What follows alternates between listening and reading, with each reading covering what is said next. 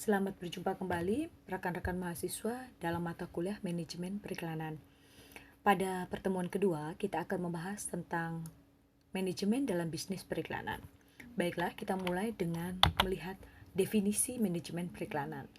Menurut Renal Kasali, manajemen periklanan adalah sistem yang di dalamnya terdiri dari organisasi dan lembaga yang saling berinteraksi. Mereka memiliki peran-peran yang berbeda, tetapi punya satu kesatuan untuk mendukung proses periklanan. Nah, inti dari sistem besar ini adalah produsen. Produsen itu siapa? Yaitu pemasang iklan atau disebut juga pengiklan, bisa merupakan seorang pemilik merek atau orang yang mewakili atau pihak yang mewakili pemilik merek. Nah, manajemen periklanan memfokuskan kepada bagaimana kita menganalisis, merencanakan, mengendalikan, dan mengambil keputusan-keputusan di dalam sistem ini. Nah, ada hubungan dalam antara aktor-aktor di dalam sistem periklanan. Kita melihat blok yang tengah merah itu adalah pengiklan. Ini adalah inti dari sistem periklanan. Pengiklan, pemilik merek atau yang mewakili pemilik merek itu dipengaruhi oleh 3 komponen. Yang pertama yaitu lembaga pemberi jasa. Lembaga pemberi jasa adalah orang yang dipilih oleh pengiklan atau pihak yang dipilih oleh pengiklan untuk mengeksekusi komunikasi strategi yang diharapkan oleh pengiklan. Mereka adalah biro iklan atau agensi, media tempat memasang iklannya yang telah dibuat oleh biro iklan atau agensi, kemudian ada perusahaan-perusahaan vendor yang mendukung biro iklan atau agensi dalam mengolah komunikasi periklanan. Nah, sementara itu di sisi lain ada lembaga pengendali namanya. Siapakah lembaga pengendali? Yang pertama itu pesaing. Pesaing sangat mempengaruhi bagaimana pengiklan akhirnya memilih cara komunikasi yang tepat melalui iklan.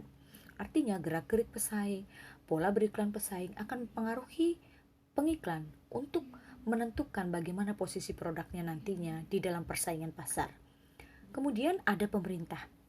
Apa sih pengaruh pemerintah? Yang pertama, pemerintah dapat mengeluarkan regulasi yang membebaskan atau membatasi bagaimana pengiklan dapat berkomunikasi. Contohnya misalnya apa? Misalnya produk rokok.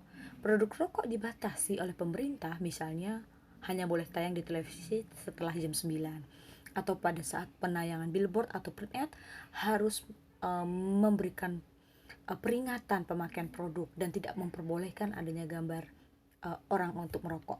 Nah, ini adalah bagaimana fungsi pemerintah sebagai lembaga pengendali dapat mempengaruhi pengiklan. Kemudian yang ketiga adalah pasar atau pelaku pasar. Siapakah para pelaku pasar? Mereka adalah konsumen. Konsumen mempunyai pengaruh besar. Bagaimana behavior, bagaimana tren, bagaimana kesukaan, bagaimana konsumen akhirnya menentukan pilihan penggunaan merek akan sangat mempengaruhi bagaimana pengiklan nantinya akan mengkomunikasikan mereknya. Jadi makanya pengiklan itu sering melakukan riset konsumen untuk apa? Untuk mengetahui bagaimana pola pasar sehingga mereka dapat mengiklankan produknya dengan baik dan dapat menetapkan diri di dalam benak konsumen. Kemudian selanjutnya adalah lingkungan periklanan. Selain tadi hubungan aktornya begitu, ada yang namanya lingkungan yang mempengaruhi bagaimana iklan itu akhirnya hadir. Yang pertama menurut Lee Johnson adalah ekonomi, yang kedua sosial, dan yang ketiga teknologi. Bagaimana contoh pengaruh ekonomi? Pengaruh ekonomi dapat berupa inflasi, deflasi, ekspansi, resesi, kecenderungan pembelian dan penjualan, dan lain-lain. Contohnya bagaimana? Misalnya dalam kondisi resesi atau dalam kondisi perang, maka akan terjadi penurunan penggunaan produk-produk tertentu. Misalnya orang akhirnya tidak membeli rumah dulu dalam kondisi yang tidak aman secara ekonomi atau tidak membeli mobil. Maka produsen rumah atau produsen mobil harus melihat kondisi ekonomi yang terjadi sehingga mereka memutuskan apakah ingin menggencarkan iklan atau ingin menyurutkan iklannya agar kondisi brandnya aman dalam persaingan di pasar. Kemudian ada aspek sosial. Contohnya apa? Adat budaya, perubahan sosial, tren, kritik sosial, dan lain-lain.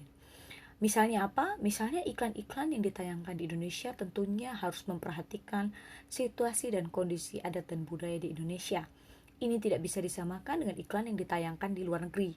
Nah, ini pengaruh sosial. Kemudian yang terakhir, pengaruh teknologi. Misalnya penemuan baru, adanya media baru, perkembangan teknologi, dan lain-lainnya.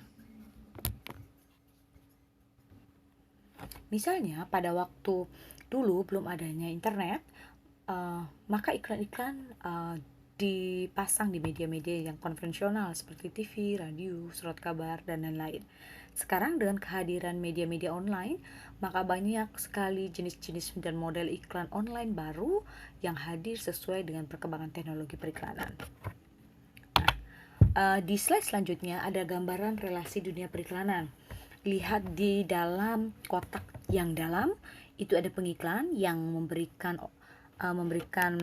pekerjaan kepada agensi atau biro iklan. Agensi atau biro iklan dibantu oleh vendor dan rekanan. Kemudian hasil dari pekerjaan agensi atau biro iklan itu masuk ke media untuk ditayangkan. Tapi pengiklan dipengaruhi oleh pesaing di bawahnya, yang nantinya pesaing pun mempengaruhi bagaimana tampilan iklan di media. Di luar kotak ada pemerintah. Pemerintah punya power untuk dapat mempengaruhi semua aktor lain di dalam media periklanan, yaitu misalnya pengiklan, agensi, media, pesaing, vendor, rekanan, itu dapat dipengaruhi oleh pemerintah. Contohnya misalnya media itu bisa dibredel oleh pemerintah.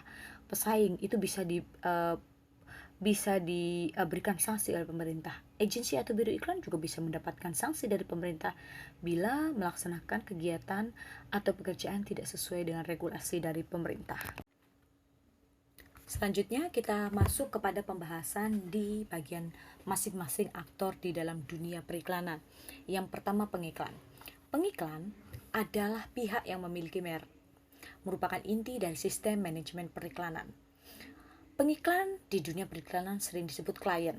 Nah, ada 4 jenis klien atau 4 jenis pengiklan.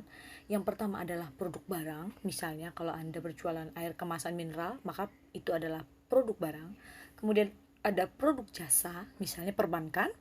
Kemudian ada instansi atau perusahaan, misalnya yang beriklan adalah instansi pemerintah. Dan yang keempat, person. Misalnya apa? Misalnya kita sebentar lagi menuju kepada pilkada. Nah, person-person tersebut mengiklankan dirinya. Mereka adalah pengiklan. Pengiklan yang merupakan person. Nah, pengiklan ini berhubungan dengan agensi itu lewat beberapa pihak. Diberi contoh sebagai berikut. Owner atau pemilik perusahaan.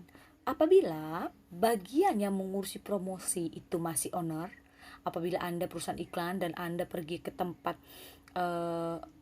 klien Anda dan bertemu langsung dengan owner, maka dapat dipastikan perusahaan yang Anda tangani atau brand atau merek yang Anda tangani adalah merek yang masih kecil, sehingga ownernya masih mengurusi bagian promosi. Kemudian ada CEO. Apabila CEO ini juga yang bertemu dengan Anda saat ia ingin membuat iklan, maka dapat dipastikan perusahaan yang dari merek yang akan Anda tangani adalah perusahaan kecil. Kemudian apabila produk atau brand manager yang mengurusi promosi, maka dapat dikatakan perusahaan ini perusahaan menengah. Demikian juga dengan promotion manager. Apabila bagian ini yang mengurus bagian promosi brand, maka perusahaan ini adalah perusahaan menengah. Kemudian apabila humas yang mengurusi urusan promosi brand, maka dapat dipastikan bahwa perusahaan yang Anda tangani adalah perusahaan yang cukup besar, sehingga tidak lagi owner atau CEO-nya yang mengurusi bagian promosi brand, tetapi cukup bagian kehumasannya saja. Baik, slide selanjutnya. Kalau tadi kita bahas bahwa pengiklan memberikan tanggung jawab untuk membuat dan menentukan strategi komunikasi periklanan kepada biro iklan, ternyata tidak selamanya demikian. Ada kemungkinan seorang pengiklan langsung menghubungi pihak media tanpa melalui agensi. Bagaimana itu terjadi? Kemungkinannya adalah yang pertama, apabila perusahaan yang mengiklankan itu tidak begitu besar, sehingga mereka merasa bahwa untuk membayar biro iklan adalah kos yang besar, maka mereka langsung memasang iklan kepada bagian media. Siapa yang merancang iklan tersebut? Langsung pihak media yang merancang. Kemudian apabila pengiklan itu perusahaan yang sangat besar, maka kadang-kadang mereka berpikir menggunakan agensi merupakan suatu kegiatan yang cukup rumit, sehingga mereka berpikir lebih baik mereka membentuk agency in-house atau bagian khusus di dalam perusahaan yang akan menangani periklanan, sehingga mereka tidak perlu pergi ke agency untuk dapat memproduksi iklan. Dari perusahaan bagian khusus in-house inilah yang nantinya akan menghubungi media. Dan yang ketiga, bisa jadi akun eksekutif dari iklan dari bagian media menghubungi langsung pengiklan tanpa melalui biro iklan. Jadi dijemput bola, bagian sales media itu langsung ke perusahaan untuk menawarkan pemasangan iklan di media tanpa harus melewati agensi. Baik, itu tadi pengiklan ya. Kemudian kita menuju kepada aktor kedua, yaitu agensi. Agensi ini adalah aktor periklanan yang nantinya akan lebih banyak rekan-rekan dalami di dalam mata perkuliahan ini. Nah, secara garis besar, agensi itu hanya terbagi menjadi dua, yaitu full service agency dan specialized service agency. Ya, full